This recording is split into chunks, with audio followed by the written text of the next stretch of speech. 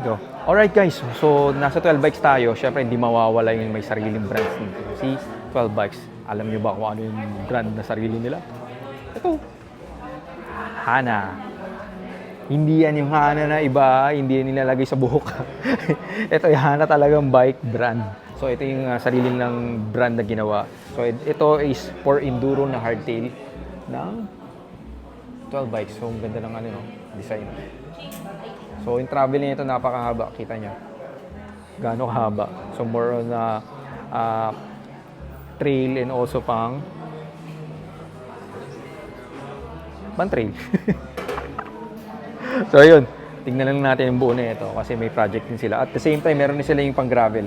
So, dalawa na yung nakita ang prototype. Actually, prototype pa lang ito. Hindi pa ito yung mismo talagang nilalabas sa market. So, hintayin na lang natin yung pinaka-SRP price na ito. At yun i-release na rin sila. Siguro baka by this